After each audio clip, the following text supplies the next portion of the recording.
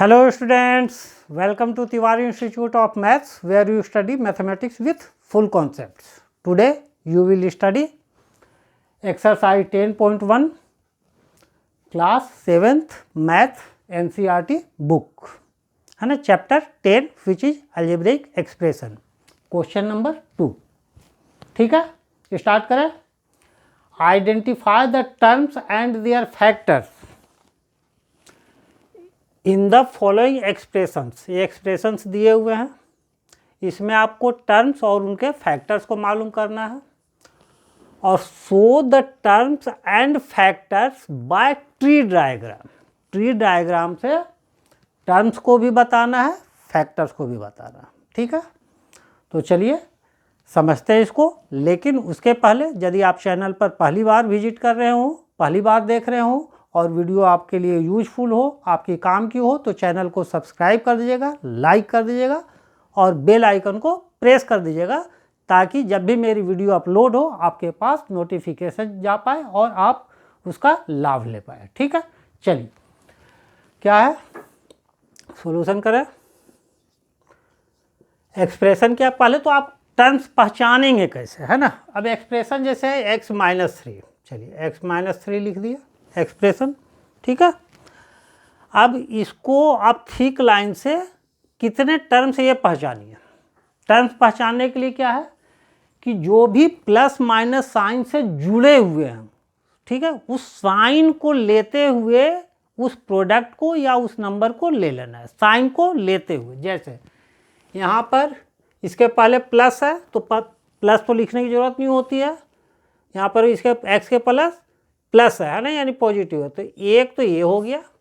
-3 यानी minus sign से ये जुड़ा हुआ है 3, तो साइन को लेते हुए आप उसको ले लीजिए, नंबर को या प्रोडक्ट है तो प्रोडक्ट को. ठीक है ना. तो यहाँ पर कितने बने, 2 टर्म्स. क्या, x और दूसरा हुआ -3. ठीक है, समझ में आया कैसे पहचानना है. एक्सप्रेशंस है, ठीक है, उसमें जो भी आपको प्लस और माइनस साइन से जुड़े हुए हैं उस साइन को लेते हुए आप उसको अलग अलग कर दीजिए. तो एक तो ये था और दूसरा -3 था, तो ये 2 टर्म हो गए. अब ये हो गए इसके टर्म्स. अब फैक्टर्स मतलब इसमें क्या क्या मल्टीप्लाई है. तो x इंटू 1, तो 1 ओमिटेड होता है, 1 को लिखने की ज़रूरत नहीं होती है. तो x इसमें एक ही चीज़ है और कोई इसके साथ मल्टीप्लाई नहीं है 1 को छोड़ करके, तो यही इसके फैक्टर्स भी हो गए. -3 है तो -3 इंटू 1, तो 1 लिखने की ज़रूरत नहीं होती है, इसलिए -3 फैक्टर्स भी एक ही है, -3. तो आगे इसको फैक्टराइज करने की ज़रूरत नहीं है, यानी ये टर्म्स भी है और ये फैक्टर्स भी है. नेक्स्ट क्वेश्चन में आपको देखिए, बी में देखिए क्या है, 1 + x + x². तो एक तो ये हो गया, दूसरा ये हो गया, तीसरा ये हो गया. तो इसमें टर्म्स क्या हो गए, 1, दूसरा है +x, तो प्लस पहले लिखने की ज़रूरत नहीं होती है, सिर्फ x लिख सकते हैं. फिर +x², तो इसमें भी x² प्लस लिखने की ज़रूरत नहीं होती स्टार्टिंग में. ठीक है, तो ये 3 टर्म्स हुए. अब इसमें सिंगल है, फैक्टर करने की ज़रूरत नहीं है. 1 इंटू 1, 1 इंटू x, तो 1 तो सब में रहता ही है, इसलिए उसको लिखने की ज़रूरत नहीं होती है. आगे हम इसको, ये 1 टर्म्स भी है, फैक्टर्स भी है, उसका x टर्म्स भी है, फैक्टर्स भी है, तो फिर आगे फैक्टराइज करने की ज़रूरत नहीं. इसमें 2 चीज़ लगे हुए हैं तो इसको डॉटेड से दिखाएंगे. ठीक है ना, ताकि हम फर्क समझ पाए कि थिक लाइन जो है ये है टर्म्स, थिक लाइन से, और डॉटेड लाइन है इसके फैक्टर्स. तो x² का मतलब क्या हुआ, x × x. तो इसमें कौन कौन से फैक्टर्स हैं, x है फिर x है, तो x और x. तो ये हो गए फैक्टर्स x² के. ठीक है, और यही हो गया फैक्टर ट्री. ये हो गया एक्सप्रेशन, ये हो गया टर्म्स, और फैक्टर्स भी हो गए. 1 का यही रह गया, x का यही रह गया. x² का जब हम खोलेंगे तो ऐसे लिख दिए. ठीक है, फिर इसमें y - y³. फिर देखिए इसमें पहला ये टर्म हुआ दूसरा ये टर्म हो गया, ठीक है। तो ये है y, ये टर्म से एक हो गया, दूसरा माइनस वाई क्यूब। अब ये तो एक ही था तो इसको फैक्टर फिर करने की ज़रूरत नहीं है, इसमें आपके आ जाएंगे 4 फैक्टर्स। सॉरी, इसको डॉटेड से दिखाएंगे फैक्टर्स को, ताकि फ़र्क समझ में आ जाए कि कौन सा टर्म से कौन सा फैक्टर से। इसमें 4 हो जाएंगे, क्योंकि y तो 3 बार है और माइनस है, यानी -1। माइनस है मतलब -1 से मल्टीप्लाई, तो -1 y y y, 3 बार y है, एक बार -1 है, ठीक है। फिर ई में देख लीजिए, -ab plus 2b² minus 3a²। तो इसमें 3 टर्म्स हैं, एक तो ये हो गया -ab, दूसरा हो गया प्लस 2b², तो केवल 2b² लिखेंगे, प्लस लिखने की ज़रूरत नहीं होती है। फिर -3a², तो -3a², इसको एरो देने की ज़रूरत नहीं, छोड़ दीजिए एरो, ठीक है। अब इसमें फैक्टर हो जाएंगे 3, 2 तो एक है a, एक है b और एक है -1। इन तीनों के मल्टीप्लाई करने पर ये बना है, या इसको सोचें कि कौन कौन से टर्म्स इसमें मल्टीप्लाइड हैं, तो -1 a और b।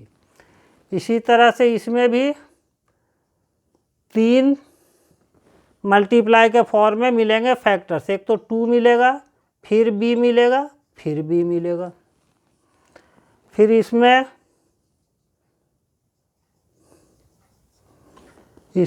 -3a और फिर a² मतलब 2 बार a है ना, a² का मतलब a इंटू a, तो ये एक फैक्टर हुआ, एक फैक्टर हुआ, और -3 भी एक फैक्टर है। तो ये आपको आसान है, ठीक है। अब इसका पार्ट 2, क्वेश्चन नंबर 2 का पार्ट 2, नेक्स्ट आगे बढ़ते हैं, ठीक है।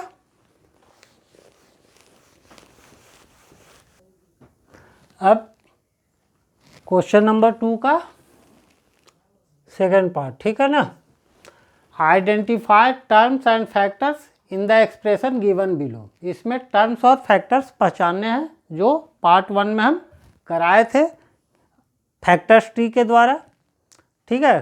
टर्म्स पहचानने थे और फैक्टर्स पहचानने थे।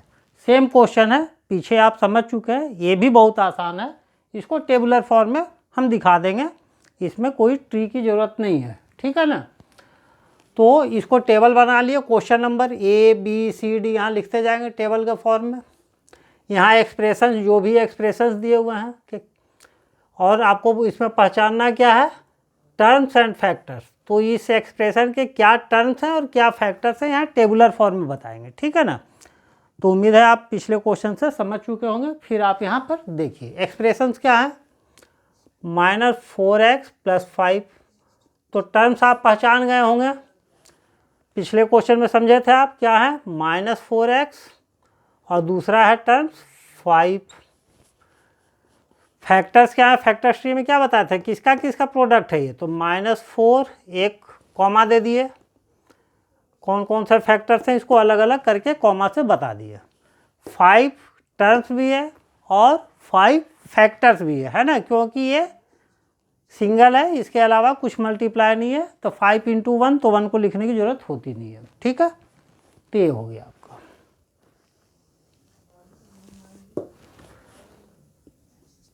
फिर इसमें -4x + 5y, तो इसमें कौन कौन से हुए, -4x, उसके नीचे लिख दिए 5y। नीचे इसलिए लिख रहे हैं क्योंकि इसके सामने फैक्टर्स बताने हैं, है ना। तो इसमें क्या हुआ, -4 एक हुआ, दूसरा हुआ x, इसमें क्या हुआ 5 और दूसरा हुआ y। क्लियर है।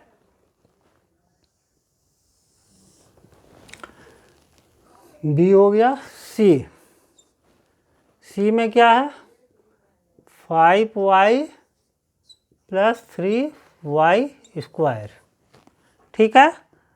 तो 5y और 3y स्क्वायर, इसमें क्या हुआ 5 comma y 3 comma y square मतलब y और y, 2 बार y है, ठीक है।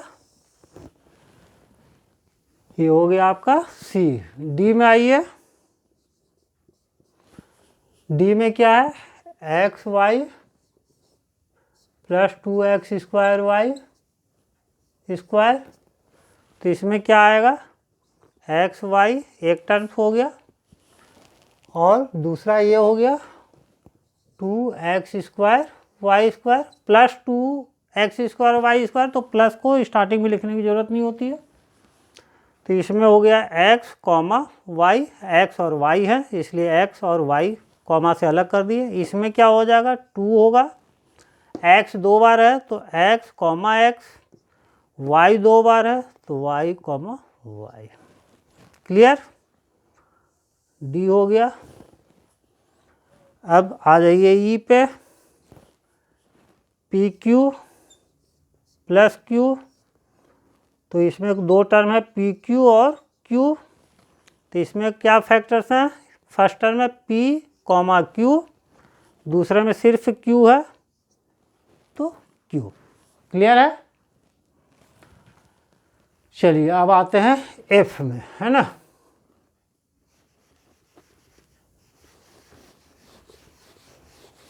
अब F,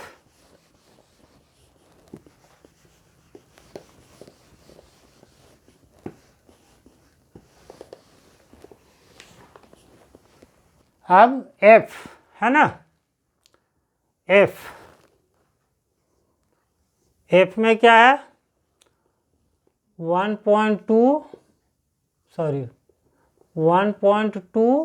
AB minus 2.4 B plus 3.6 A, ठीक है। अब इसमें क्या क्या है 1.2 AB, दूसरा माइनस 2.4 B और तीसरा है 3.6 A। क्लियर।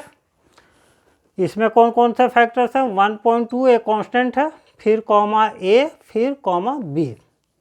इसमें क्या है माइनस 2.4 कांस्टेंट है और फिर बी मल्टीप्लाई कर दिए हैं तो इसके फैक्टर्स 3.6 और क्या मल्टीप्लाई किया है ए। तो यही हो गया। क्लियर है, एफ हो गया आपको। अब जी पे आ जाइए,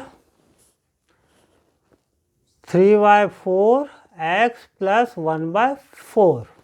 क्लियर है ना। तो इसमें आ गया आपको 3/4 x और 1/4।